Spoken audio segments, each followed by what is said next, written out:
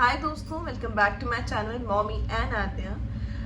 अगर आपको याद हो और आपने ध्यान दिया हो तो आज मैं काफ़ी टाइम बाद वापस आई हूँ आप लोगों से रूबरू होने। बीच में मेरी डिलीवरी हुई थी। Now it's been 6 months and अगर आप ऑलरेडी एक मदर हैं या आप माँ बनने वाली हैं तो शायद आप थोड़ा सा अंदाज़ा लगा सकती हैं कि motherhood is not easy at all.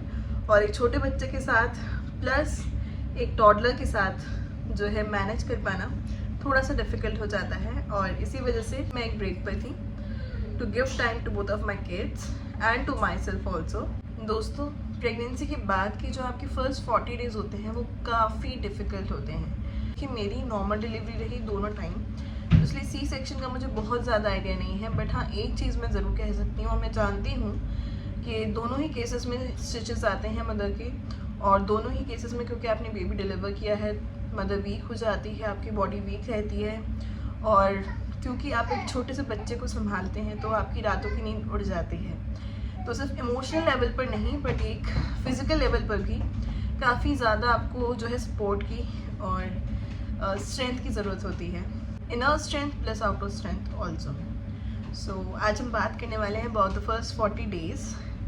बहुत सारी बातें जो अक्सर लोग बात नहीं करते हैं। मुझे लगता है कि हाँ, ड्यूरिंग प्रेगनेंसी पीरियड हमें प्रिपेयर किया जाता है टू बी अ मदर। हमें प्रिपेयर किया जाता है कैसे after your pregnancy, after your delivery हमें अपने बच्चे की केयर करनी है। बट अपनी केयर कैसे करनी है या क्या क्या प्रॉब्लम्स आप फेस करोगे, क्या क्या हर्डल्स आप फेस करोगे, इसके बारे में आपको कोई प्रिपेयर नहीं करता। So let's talk about it. दोस्तों, सबसे पहली बात तो क्योंकि स्टिचेस आते हैं नॉर्मल डिलीवरी में, आपके नीचे आते हैं स्टिचेस। कितने स्टिचेस आते हैं वो डिपेंड करता है कि आपके बेबी का वेट कितना है।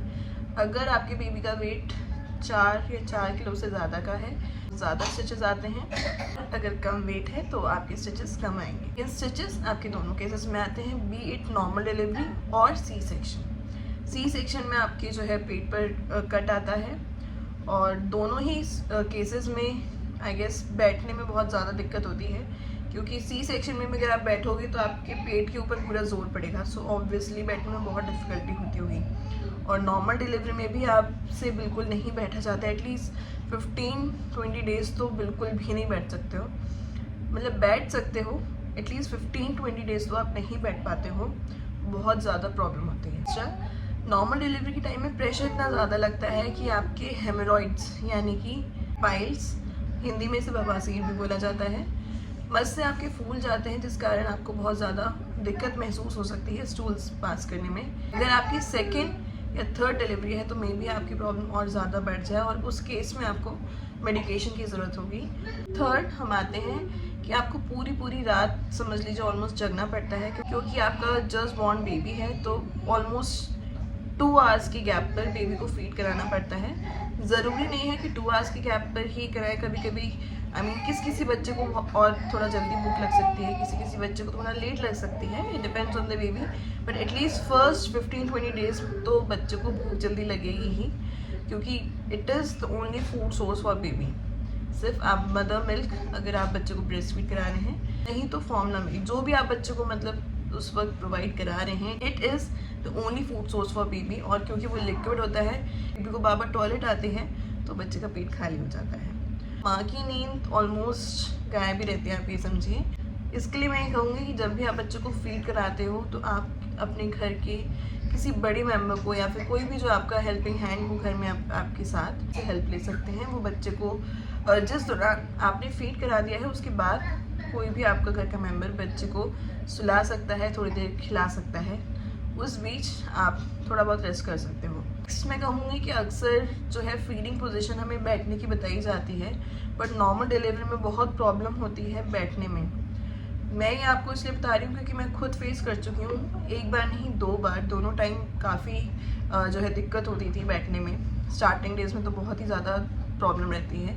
आद्या की एंड नील दोनों के टाइम पे व्हाट आई डिड कि आपसे अगर बैठा नहीं जा रहा है, आप थोड़ा सा स्लैंट पोजीशन में आ जाइए, हल्का सा आप लेटने की पोजीशन में आ जाइए और नीचे की तरफ आप फॉर सपोर्ट जो है पिलोज रख सकते हो। आजकल लोग फीडिंग पिलो यूज़ करते हैं, अगर आपके पास फीडिंग पिलो नहीं है तो आप नॉर्मल पिलोज को आप रख लीजिए और इस लेवल पर ले आइए कि आप आराम से बेबी को फीड कर सकें। आपको प्रॉब्लम होगी ना ही बेबी को प्रॉब्लम होगी। इस तरीके से आप आराम से बेबी को फीड करा सकते हैं। नेक्स्ट मैं आपको एक चीज़ बहुत ज़्यादा स्ट्रिक्टली कहना चाहूँगी कि हमारी बॉडी बहुत ज़्यादा वीक होती है इस दौरान। तो सबसे पहले तो कोई भी एक्सरसाइज करने का आप कोशिश ना करें, आपसे हो ही नहीं पाएगी। पहली बात तो अगर हो भी जाती है तो अच्छा हुआ अगर आप इस वक्त कोई एक्सरसाइज पर फोकस ना करें एटलीस्ट फर्स्ट 40 डेज़। उस दौरान आपको खूब अच्छे से अपना खाना पीना खाना है, अपनी सारी दवाइयों को ध्यान देना है। मुझे तो बहुत ही ज़्यादा वीकनेस थी और मतलब मुझे पैरों में एकदम नमनेस फील होती थी, तो मुझे डॉक्टर ने एन सिरप लिखा था प्लस आपका फॉलिक एसिड और विटामिन डी कैप्सूल्स तो कंपलसरी थे for first 3 months. And strictly doctor ने कहा था कि किसी भी केस में आपको ये स्किप नहीं करना है, अदरवाइज़ आपको प्रॉब्लम होगी। प्लस प्रोटीन पाउडर मिल्क के साथ। तो ये तो खैर डॉक्टर आपको खुद ही जो है प्रिस्क्राइब करेंगे आपका मेंटल हेल्थ, इसलिए क्योंकि जो ये पूरा टाइम होता है ना, ये बहुत ही ज़्यादा एग्जॉस्टिंग होता है, स्पेशली जो फर्स्ट टाइम मदर्स होती हैं, क्योंकि आप पहली टाइम मदर बने हो और एकदम से ही आपकी लाइफ जो है 360 डिग्री शिफ्ट ले लेती है। जहाँ पहले आप अकेले रह रहे थे और कामों को मैनेज कर रहे थे, वहीं अब आपका पूरा फोकस एक उस छोटे से क्रिएचर पे आ जाता है, एक छोटे से बच्चे पे आ जाता है, जो आपकी पूरी दुनिया जिसमें सिमट जाती है। पूरा आपका जो फोकस है उस बच्चे पे होता है और आप टोटली एग्जॉस्टेड होते हो, आपकी नींद पूरी नहीं हो पाती है और आप खुद पर उतना ध्यान नहीं दे पाते हैं। तो उस टाइम थोड़ा सा बहुत ज़रूरी है कि आप अपना मूड लिफ्ट अप करने के लिए थोड़ा बहुत म्यूज़िक जब हो सके, म्यूज़िक ईयरफोन्स आप सुन सकते हैं। अगर लाउड म्यूज़िक चलाएंगे तो ऑब्वियसली बच्चे की नींद डिस्टर्ब होगी, तो थोड़ा बहुत म्यूज़िक वगैरह अपना सुने। मोबाइल से वैसे दूर रहने को कहा जाता है क्योंकि इस वक्त हमारी बॉडी इतनी वीक होती है, तो आइज़ वगैरह पर बहुत ज़्यादा प्रेशर ना पड़े, इस वजह से मना किया जाता है कि आप मोबाइल का जो भी यूसेज है वो कम से कम करें। जब पॉसिबल हो सोने की ज़रूर कोशिश करें, ज़्यादा से ज़्यादा आराम करें। इवन अगर आप आराम नहीं भी कर पा रहे हो तो बैठने की ज़रूरत नहीं है, मैक्सिमम ऑफ द टाइम लेटे रहो, आप रेस्ट करो। सो नहीं भी रहे हो तो भी रेस्ट करने की आप कोशिश करो। नहाने के लिए घर के बड़े बोलते हैं कि हमें गर्म पानी से नहाना चाहिए। वाकई में ड्यूरिंग दैट टाइम अगर आप गर्म पानी से नहाते हो तो बॉडी को काफ़ी ज़्यादा रिलैक्स फील होता है, बहुत आराम मिलता है। अगर हो सके तो आप मालिश ज़रूर करवाएं अपनी, मालिश बहुत ज़्यादा ज़रूरी होती है बेबी और आपकी दोनों की ही। तो इन सभी चीज़ों का आप जो है अच्छे से ध्यान रखें, अपने खाने पीने का, अपनी मेंटल हेल्थ का।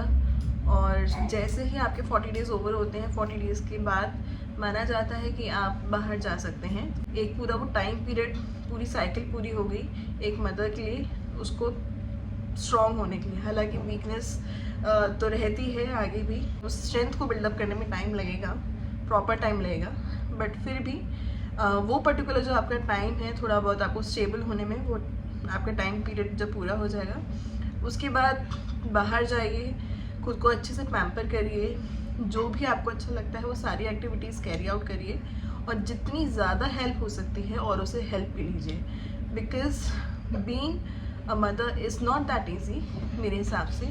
बच्चे की बहुत सारी और बहुत ज़्यादा रिस्पॉन्सिबिलिटीज़ होती हैं। जहाँ जहाँ आपको लगता है पॉसिबल है किसी की हेल्प लेना, तो हेल्प लेने से हिचकिचाइए मत। बड़ों की और जिस किसी की भी हेल्प हो सकती है, अगर आप हाउस हेल्प रखनी है तो वो ज़रूर रखें और बच्चे के साथ साथ अपनी सेहत का भी ध्यान रखें। बिकॉज अगर एक मदर हेल्दी नहीं होगी तो बच्चे का ध्यान आप बिल्कुल नहीं रख पाएंगे। Happy and healthy mother equals to happy and healthy child. So take care, have fun. आप अपना और अपने बच्चों का ध्यान रखें, अपना सबसे पहले ध्यान रखें जिससे कि आप औरों का ध्यान रख सकें। सो बाय बाय, टेक केयर, नमस्ते।